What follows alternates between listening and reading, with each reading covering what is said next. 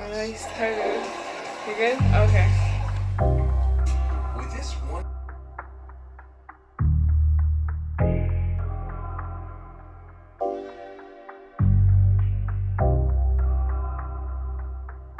On the track. Like to go. 1 second. You can keep it playing. I mean, keep it on. I lost track of where. Okay, anyways. So, hello everybody. It is Oka the Gypsy. And I want to take time and talk about business credit and DUNS numbers and all that cool shit. So, I made a video and I want to talk about what business credit is and how it does affect you if you have a business or you're starting a business, things of that nature, and what a DUNS number is more specifically. So, EIN number is your business tax number, and that number is basically your heartbeat, and the DUNS number is your social, right? So you need each other. That's not a good analogy. I'm sure that. Well, shit. The EIN is your soil, and the DUNS number is your water. There you go. You need each other. So, for the EIN, once you register your business, you will get that automatically. You don't have to do anything special to get that. But the DUNS number, you do have to register, right? So, the EIN, you can get business credits with that, but it's not going to go as far as you possibly can with the DUNS number. With the DUNS number, you can get things you actually need for your business, as you know, salon chairs, salon equipment, food trucks, cars, depending on what the hell your job is. So to do this, the best way to do it is to go to nav.com, claim your business, and they will actually keep track of your credit score, your business credit score, not your credit score, but your business credit score. They kind of show you options from Nav. There's things called Net 30, Net 60s, Net 90s, and these are payment plans for your business credit to build your business credit. So say you have an online boutique, which I'm going to make another video about because it's things you need if you don't want to spend money out of pocket when you first start. You're going to need to register with businesses like Granger, like Quill. There's a lot. Honestly, there's a lot. I'm gonna list them somewhere. But there's tons, and you basically want to register an account with them to say you want a Net 30, and they'll give it to you because you don't get to choose, but it's to build your business credit. That is basically what you call tier 1, right? So these are all entry-level business credits.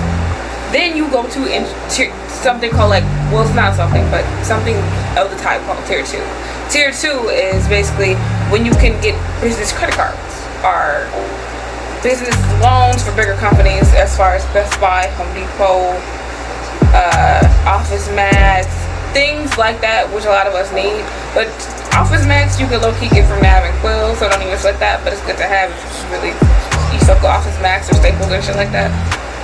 Even Walmart, Target, they offer these business cards. You can get gas cards if you have a fucking trucking company, or if you have a transport, you know what I'm talking about. If you have transportation companies, things of that sort, you might want to look into that.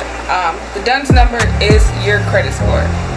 You have to go through Dun & Bradstreet to obtain it, and you don't want to share that with anybody unless it's like your accountant or somebody that's handling your payroll. Then they might need it because they can apply for those things for you. So like I said, if you don't know, get somebody that does know to help you out. It's good to have. This video is all over the place because I didn't put anything in a specific order, but I'm just trying to. A lot of people don't talk about this, and I'm part of the boutique community, store, small business community.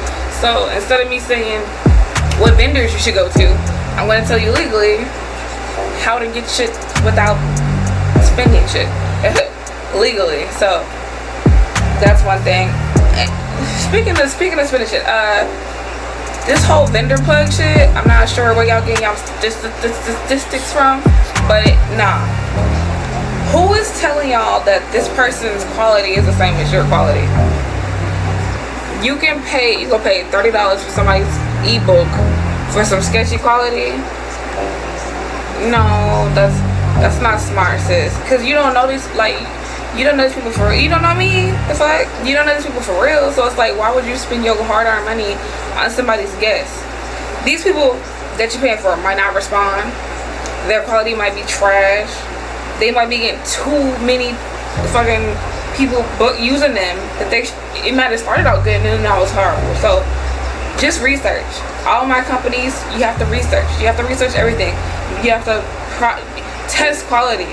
Contact people. Order samples. You have to do that shit. Stop trying to cut corners, because in the long run, it's gonna f you in the end. So that's for the vendor thing. I don't get it. Never did get it, because it's funny how these big companies or these bigger boutiques be like, oh, I don't agree with selling vendors, and then you see them do it like 4 or 5 weeks later. No shade, but that's real shit. You have to do your research, because everybody's call it shit. If you like shitty quality, then you like shitty quality. If you like high quality, then you might want some high quality ass vendors. Just because they appear to be high quality don't mean they are. We've heard plenty of big companies with shitty hair. So weigh your shit. Okay, put that shit on scale. So as far as the DUNS number and business credit, it's not hard to obtain, and they're not hard to get once you know what you're doing, right? So it's literally in layers.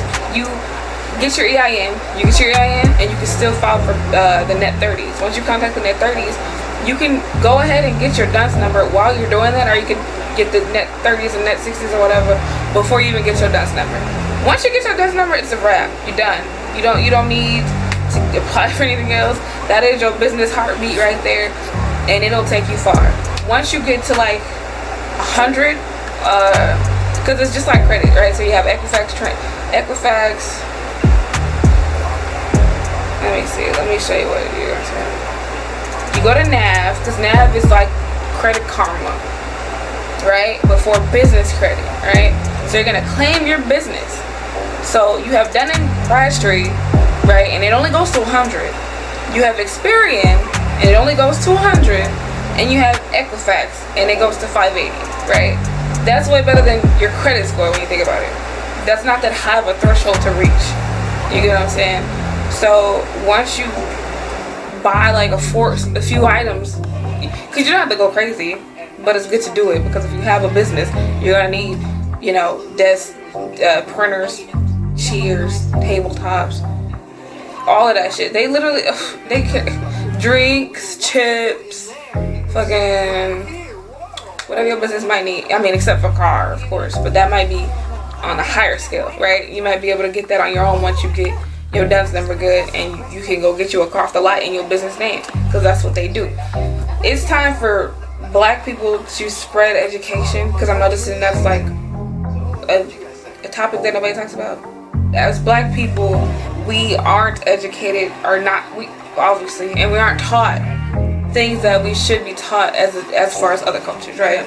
We see other cultures excel, and they're teaching their kids business things at the age of 16 and 12. We need to start doing that same shit. So I'm not trying to jump just straight on the whole how to sew hair, how to,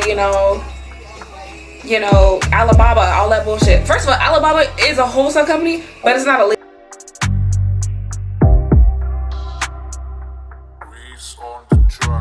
legal wholesale company, right?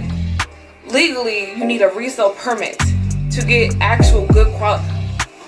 No shade to Alibaba, but to get actual good quality things to sell, if you have a good quality boutique or store or retail storefront XYZ, you need a resale permit, and that's gonna open so many doors for you. Alibaba is open wholesale. That means anybody can get on there and get the shit, right? So that's super competition.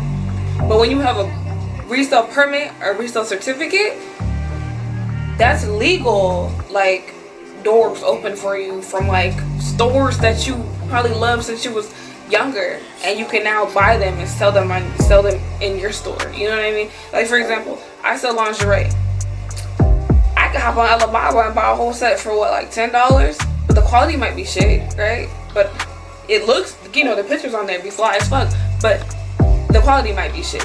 Or I could go use my resale permit and contact Lola Cherie or Agent Provocateur, and now I'm qualified to resell those items and become tax exempt as well. So I think, you know, that plays a part in, you know, the online business thing that nobody's talking about as well. And you do need that, because when I applied to quite a few, and they do need your resale. I don't know who's telling you they don't. I'm not sure if it's maybe the places I'm only applying for, but they do say you need it. They say you need your DUNS number, you need your resale permit, and your EIN, and your business, you know, information, and your business address. Because they do. Oh, and your bank account. Not the bank account, but your business bank account. You're gonna need that. And that's the number one thing too. If you start a business, please get a separate account. Do not use your personal account.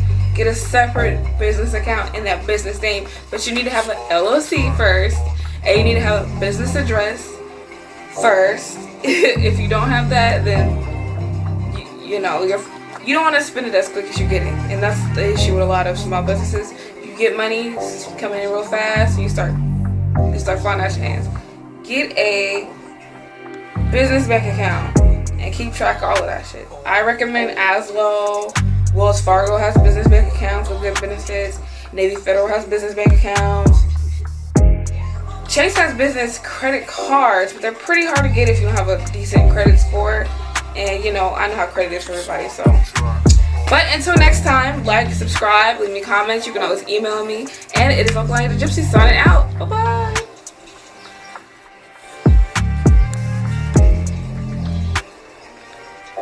I'm hungry, bro.